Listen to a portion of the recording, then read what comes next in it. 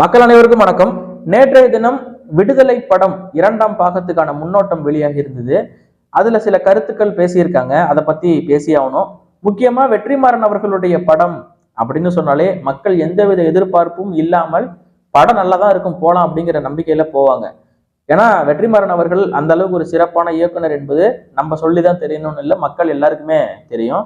அவர் எடுத்திருக்கக்கூடிய படங்கள், இந்த வடச்சென்னையா இருக்கட்டும், பாகம் 2 எப்போ வரும்னு பல இளைஞர்கள் காத்திருக்காங்க, பல பேர் காத்துக்கிட்டு இருக்காங்க, நான் உட்பட. அதே போல விடுதலை படத்துக்கான பாகம் 2 எப்போ வரும்னு நம்ம காத்துக்கிட்டு தான் இருந்தோம். நேற்றைய தினம் ட்ரெய்லர் வெளியாயிருக்கு.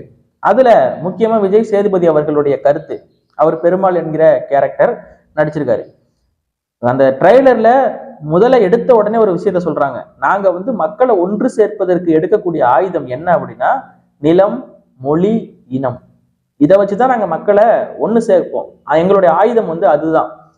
ஆனா அப்படி ஒண்ணு சேர்க்கும் போது இங்க ஏற்கனவே கட்டமைச்சு வச்சிருக்கிற மக்கள் மத்தியில ஸ்ட்ராங்கான ஒரு பிடிப்போடு இருக்கக்கூடிய விஷயங்கள் என்னன்னா சாதி, மதம், இந்த பிரிவினை. இதை வச்சுதான் அரசியல் பண்ணிக்கிட்டு இருக்காங்க. அவங்களால அரசியல் பண்ண முடியாம போகுது. உடனே என்ன பண்றாங்க, நம்மளை பார்த்து பிரிவினைவாதிங்கிறாங்க. யாரை பார்த்து? நிலம், மொழி, இனம். இதை வைத்து யார் மக்களை ஒண்ணு சேர்க்கிறானோ, யார் அரசியல் படுத்துறானோ அவனை பிரிவினைவாதி என்று சொல்லி ஒழிச்சு கட்டுறாங்க. எடுத்துக்காட்டுக்கு சொல்லணும்னா கலிய பெருமாள், பொன்பரப்பி தமிழரசன், வீரப்பன், பிரபாகரன், இவங்கெல்லாம் யாருன்னு பார்த்தோம்னா பயங்கரவாதிகள், பிரிவினைவாதிகள் அப்படின்னு சொல்லிதான் ஒழிச்சு கட்டியிருக்காங்க. எடுத்துக்காட்டுக்கு தூத்துக்குடி துப்பாக்கி சூட சொல்லலாம். அங்க மக்கள் சாதியாகவோ மதமாகவோ ஒண்ணு சேரல, தமிழர்களாக தான் ஒண்ணு சேர்ந்தாங்க, இனமா தான் ஒண்ணு சேர்ந்தாங்க. அந்த போராட்டத்தை எப்படியாவது நசுக்கணும்னு சொல்லி சமூக விரோதிகள் உள்ள வந்துட்டாங்க அப்படின்னு சொல்லி 13 பேர்த்த சுட்டு கொண்டு அந்த போராட்டத்தை நசுக்கினாங்க. அதே போல ஜல்லிக்கட்டு போராட்டம் ஒரு இடத்துல மக்கள் எல்லாரும் ஒன்னா சேர்ந்து நடத்தி இருந்தாங்கன்னா இதே மாதிரி பண்ணி அந்த போராட்டத்தை நசுக்கியிருப்பாங்க. ஆனால் ஏன் ஜல்லிக்கட்டு போராட்டம் வெற்றி அடைஞ்சதுன்னா தமிழ்நாடு முழுக்க இருக்கக்கூடிய தமிழர்கள் எல்லாம் ஆங்காங்கே போராட்டம் பண்ண ஆரம்பிச்சிட்டாங்க. வேற வழி இல்லாம ஜல்லிக்கட்டு போராட்டத்துல தமிழர்கள் வெற்றி அடைஞ்சாங்க. அமெரிக்கா பீட்டா அமைப்பை எதிர்த்து ஓட விட்ட ஒரு கூட்டம் நம்ம தமிழர்கள் கூட்டம். மக்கள் தன்னெழுச்சியா எழும்போது எந்த ஒரு அரசாங்கமாகவும் இருந்தாலும் அதிகாரமாக இருந்தாலும் பணிஞ்சுதான் போகணும். தன்னெழுச்சியான மக்கள் போராட்டத்துக்கு முன்னால எவ்வளவு பெரிய அதிகாரமும் தோற்றுதான் போகும். இந்த வாசகமும் விடுதலை ட்ரெய்லர்ல இடம் பெற்றிருந்தது. அதே போல தத்துவங்கள் இல்லாத தலைவர்கள் ரசிகர்களை மட்டும்தான் உருவாக்குவார்கள், அது முன்னேற்றத்திற்கு வழிவகுக்காது அப்படின்னு சொல்லியிருக்காரு. இது நேரடியாக அணில் குஞ்சுகளை தாக்கியிருக்கு. இவ்வளவு நேரம் சீரியஸா பேசிக்கிட்டு இருந்தோம், இப்ப கொஞ்சம் காமெடியா பேசுவோம். அணில் குஞ்சுன்னு போய் கூகுள்ல டைப் பண்ணா விஜய் வராருங்க. என்னடா இது விஜய்க்கு வந்த சோதனை நினைச்சுக்கிட்டு விஜய் அண்ணனே எனக்கு ஒரு வாட்ஸ்அப்ல மெசேஜ் பண்ணியிருந்தாரு. கொள்கை அளவுல திராவிடமும் தமிழ் தேசியமும் இந்த மண்ணின் 2 கண்கள் என்பதை தமிழக வெற்றி கழக உறுதியா நம்புது. ஆனா அது உண்மையிலேயே கொள்கையில வெறும் கூமுட்டா அப்படிங்கிறது எனக்கு மட்டும்தான் தெரியும் நண்பா. என்னப்பா விஜய் யாருடைய பெயரையும் சொல்லாமே பேசுறாரு, ஆளுங்கட்சி அந்த அளவுக்கு எல்லாம் விமர்சிக்கவே இல்லையா அப்படின்னு சொல்லி ஆதன் தமிழ்ல மாதேஷ் விஜய் கட்சியோட நிர்வாகிட்ட ஒருத்தட்ட கேள்வி கேட்கிறாரு. அதுக்கு அவர் விளக்கம் கொடுத்தாரு பாருங்க.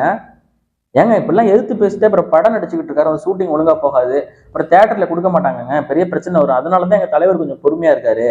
அடுத்த வருஷம் ஜூன்ல இருந்து பாருங்க 24 மணி நேரமும் மக்களோட மக்களாவே நிற்பாரு, நான் உத்தரவாதம் தரேன் அப்படிங்கிறாரு. எனக்கு சிரிப்பு தான் வருது. யாரு? விஜய் மக்களோட மக்களா நிற்பாரா? அவர்லாம் அங்க பாருங்க, இந்த தரையில கால் வச்சாருன்னா இன்ஃபெக்ஷன் ஆயிடும். அது முதல்ல தெரிஞ்சுக்கோங்க. இப்ப டிசம்பர்ல மழை பெய்யும், இந்த வந்துருச்சு புயல் உருவாயிடுச்சுட்டாங்க, என்னமே பேர் சொல்றாங்க, ஃபெங்காலோ ஃபங்காலோ ஏதோ ஒன்று சொல்றாங்க. அந்த புயல் வந்துருச்சு, இப்ப மக்கள் எல்லாரும் பாதிக்கப்பட போறாங்க. அதெல்லாம் விடுங்க, மழை இன்னும் வரல. வேளச்சேரியில வீடு இடிக்கிறாங்களாம், மக்களை எல்லாம் குடியிருப்புகளை அப்புறப்படுத்தி மக்களை வெளியேற்றுறாங்க. அங்க கொஞ்சம் வர சொல்லுங்கண்ணே, ஒரு அறிக்கையை விட சொல்லுங்கண்ணே. விட மாட்டோம், விடவே மாட்டோம். அதானி அவர்களுடைய விஷயத்துல தமிழ்நாட்டின் பெயர் அமெரிக்கா வரைக்கும் அடி வாங்கியிருக்கு. தமிழ்நாட்டின் மின்கட்டண உயர்வு இந்த அளவுக்கு உயர்ந்திருக்கு. ஏதாவது பேச சொல்லுங்க பார்க்கலாம். அதானியை பத்தி பேச சொல்லுங்க. முதலமைச்சர் மு.க. ஸ்டாலின் கிட்ட போயிட்டு பத்திரிகையாளர்கள் கேட்கிறாங்க, மருத்துவர் ராமதாஸ் அவர்கள் அறிக்கை விட்டுருக்காருன்னு கேட்கும்போது அவருக்கு வேற வேலை இல்லை அப்படின்ட்டு அவரு போறாரு. இதை பற்றி விஜய் பேசுங்க பார்க்கலாம். விஜய் ரசிகர்கள் முதல்ல என்னன்னு தெரியும் அவங்களுக்கு. அதானி அவர்களுடைய விஷயம் மறைமுக சந்திப்பு, முதலமைச்சர் மு.க. ஸ்டாலினும் அதானியும் 4 மாசத்துக்கு முன்னாடி சந்திச்சுக்கிட்டது, எதற்காக சந்திக்கப்பட்டது, இதெல்லாம் ஏதாவது தெரியுமா அவங்களுக்கு? தெரியாது தானே? தெரியாதுன்னு எனக்கு நல்லாவே தெரியும். திராவிடம்னா என்ன? ஆளப்போறான் தமிழன் அப்படின்னு சொல்லி பாட்டு போட்டீங்க. இங்க வந்து நாங்க தமிழ் தேசியமும் திராவிடமும் ஒண்ணுன்னு தான் நாங்க இருப்போம். எதையும் பிரிக்க மாட்டோம். மொழி அடிப்படையில தமிழர்கள் தெலுங்கர்கள் அப்படிலாம் நாங்க பிரிவினை பார்க்க மாட்டோம். எல்லாரும் ஒண்ணுதான். இந்த படத்துல இருக்கிற ட்ரெய்லரை போய் பாருங்கப்பா. விடுதலை படத்தினுடைய ட்ரெய்லர்ல நாங்க மக்களை ஒண்ணு சேர்க்க எடுக்கக்கூடிய ஆயுதம் இனம், மொழி, நிலம். இதை மூணு தான் வச்சு நாங்க மக்களை ஒண்ணு சேர்ப்போம். ஆனா அங்க ஏற்கனவே கட்டமைச்சு வச்சிருக்கிற ஜாதி மத அரசியலுக்கு இடையூறாக அச்சுறுத்தலாக அது வரும். அதனால நிலம், இனம், மொழி என்று பேசக்கூடிய நபர்களை எல்லாம் பிரிவினைவாதி, பயங்கரவாதின்னு சொல்லி ஒழிச்சு கட்டுவாங்க. அதை முதல்ல இந்த அணில் குஞ்சுகள் புரிஞ்சுக்கணுங்கிறது என்னுடைய தாழ்மையான கருத்து. கொஞ்சம் கொஞ்சமா கட்டமைப்பாங்க. இப்படிதான் நடிகர்களை விட்டு பேச விடுவாங்க. எல்லாரும் ஒண்ணுதான்ப்பா, பிரிவினை எல்லாம் பார்க்காதீங்க அப்படின்னு சொல்லிட்டு வந்தவன் போனவனை எல்லாம் இங்க முதலமைச்சராக்க விடுவாங்க. தமிழ்நாட்டுல ஒரு ஸ்ட்ராங்கான தமிழன் முதலமைச்சராக இருந்திருந்தால் ஈழத்துல படுகொலை நடக்கும்போது தடுத்திருக்க முடியுமா, முடியாதா? மெய்யழகன் என்கிற ஒரு படம் வந்தது. அந்த படத்துல 10 நிமிட காட்சியை நீக்கியிருக்காங்க. அது நம்மளுடைய இன்ஸ்டாகிராம் பக்கத்துல போட்டிருக்கேன். அதுல சொல்றாரு கார்த்திக், அங்க படுகொலை நடக்கும்போது இங்க இருந்து ஒரு கையை நீட்டி இருந்தா போதும், தடுத்திருக்க முடியும். ஆனா தடுக்கல. இப்படிதான் வந்து நடிகர்களை விட்டு பேச விட்டுக்கிட்டு நாட்டை வந்து நாசமாக்குற வேலையை பார்ப்பாங்க. அவங்களுக்கும் ஒரு ஆதரவு கூட்டம் இருக்கும். இங்க உண்மையாவே மக்களுக்காக போராடுறவன நக்கலி, நையாண்டி எல்லாம் அடிப்பாங்க. எந்த மக்களுக்காக நம்ம போராடுறோமோ அதே மக்களால் கேலி கிண்டல் நம்ம செய்யப்படுறோம் அப்படிங்கிறது தான் ரொம்ப வேதனைக்குரிய ஒரு விஷயம். உன் வீடு இடிக்கப்பட்ட போது அண்ணன் வந்து கூட நிற்கிறாரு சீமான் அண்ணன். விஜய் வரல. விஜய் அண்ணன் தளபதிங்கிறீங்க, வரமாட்டாரு, அறிக்கையை விட மாட்டாரு. இங்க மழை பெஞ்சு மக்கள் பாதிக்கப்பட்ட போது கூட வந்து நிற்கிறாரு. எல்லா பிரச்சனைக்கும் உன் கூட வந்து நிற்கிறாரு. மனு கொடுக்கறதுக்கு மட்டும் அண்ணன் சீமானை பாக்குறாங்க, ஓட்டு போறதுக்கு யாரையோ பார்த்துட்டு போயிடுறாங்க. அப்படிதான் இன்னைக்கு நிலைமை இருக்கு. அதையும் தாண்டி இன்னைக்கு 36 லட்சம் பேர் ஓட்டு போட்டிருக்காங்கன்னா நாங்க எடுத்திருக்கக்கூடிய பாலிடிக்ஸ் மொழி, இனம், நிலம், தமிழர்களுக்கான அரசியலை நாங்க கையில் எடுத்திருக்கோம். அதனாலதான் பிரிவினைவாதி, பயங்கரவாதி, NIA சோதனை எல்லாம் வந்தது. எல்லாம் அதுக்காக தான். இதை முதல்ல இந்த தெளிவா இந்த குட்டி குஞ்சான்கள் புரிஞ்சுக்க வேண்டும் அப்படிங்கிறது சொல்லிக்கிறேன்.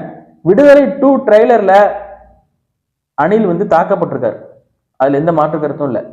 தற்குறி தலைவர்கள், புரியுதா? தத்துவங்கள் இல்லாதவர்கள் தலைவர்களாகவே இருக்க முடியாது. ஆனாலும் தங்களை தலைவர்கள் என்று அறிமுகப்படுத்திக் கொள்கிறார்கள். ஒரு கட்சிக்கு தலைவர் ஆகிறாங்கன்னா அவங்க தற்குறி தலைவர்கள்.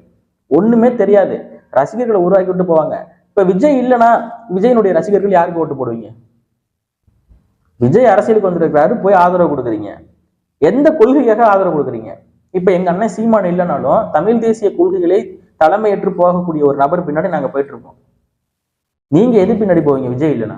அப்ப உங்களுக்கு தத்துவங்கள் கிடையாது, ஒரு தலைமை மட்டும் இருக்கு. அந்த தலைமை தத்துவம் இல்லாத தலைமை, அது தலைவர் கிடையாது, தற்குறிங்கிறேன் நான். இதுல ஒன்றும் மாற்று கருத்து இல்லை. இதைத்தான் வந்து அந்த படத்துல சிம்பிளா சுருக்கி சொல்லியிருக்காங்க. விடுதலை 2 ட்ரெய்லர்ல தத்துவம் இல்லாத தலைவர்கள் ரசிகர்களை மட்டுமே உருவாக்குவார்கள், அது முன்னேற்றத்திற்கு வழிவகுக்காது அப்படின்னு சொல்லியிருக்காங்க. அதனால அணில் குஞ்சுகள் பார்த்து புரிஞ்சுக்கோங்க. அந்த படத்துல வரக்கூடிய இந்த சில காட்சிகள், வசனங்கள் எல்லாம் உங்களுக்கு தான் சொல்லியிருக்காங்க.